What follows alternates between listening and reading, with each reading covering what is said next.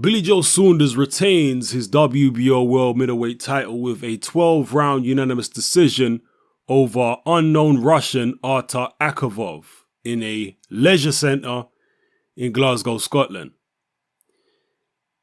Saunders did not look good, and he was the first to admit as much after the fight to the crowd. He grabbed a microphone and told them that he looked terrible and it wasn't a good performance, so on and so forth, and he reiterated the same thing in the post-fight interview.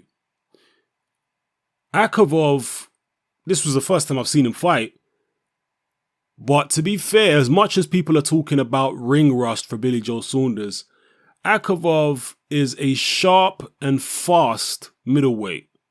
That's what I can say about him.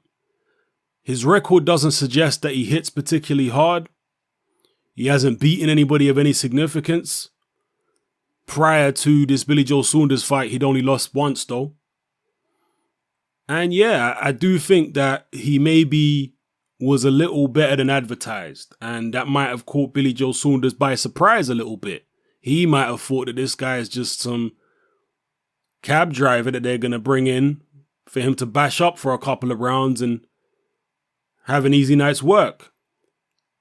And if that was what he was expecting, that might have played into why his performance was so poor. But again, I don't want to underplay the ability that Akavov showed in there, because he was fairly decent. He wasn't rubbish at all. He didn't just look like some joker that they brought over to get bashed up. He looked like he came with some ambition and he did have some ability.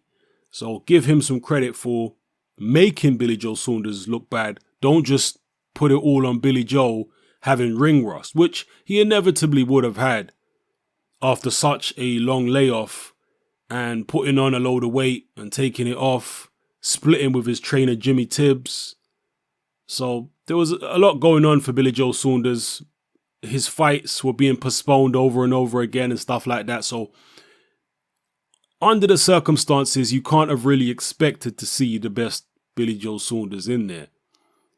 But the fact that the opponent was unknown is what alarmed so many people in terms of that performance, because people are obsessed with names in boxing. If it's somebody you've never heard of, they just assume already that the guy can't fight.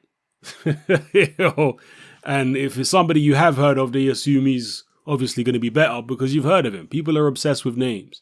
But Akavov, a southpaw, was sharp, he was fast, and he made it very difficult for Billy Joe in the early going. I would say most people had Billy Joe behind in the fight by the halfway stage, but he did pick it up. He did start to find his range. His timing started to get better as the fight went on. And the second half of the fight was more Billy Joe territory. As far as how the fight was scored, I couldn't have argued with anybody who had Akavov winning the fight. Steve Lillis, one of the Box Nation commentary team and presenter, he actually had Akavov winning by a round, and I can't argue with that. Anybody who had Billy Joe winning, I can't really argue either. The only thing I can argue with was the scorecards. The scorecards had Billy Joe winning by wide margins.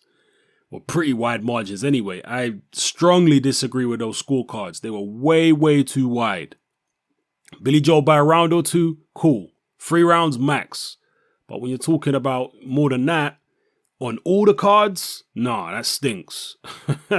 And Billy Joe himself probably knows that stinks. And I think a lot of his friends at ringside, they know that stinks as well.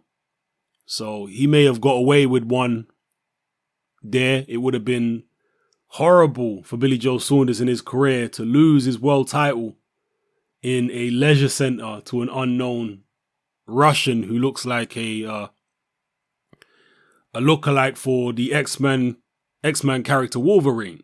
If you saw the poster for this fight with Akavov's haircut, that's what he looked like. So let me know what you thought about Billy Joe Saunders' performance. Again, Billy Joe was the first to admit that it was a bad performance. He said on that kind of showing, he can't even put his name next to Golovkin or Canelo or any of them guys. So for people wanting to say all that kind of stuff, he already said it for you.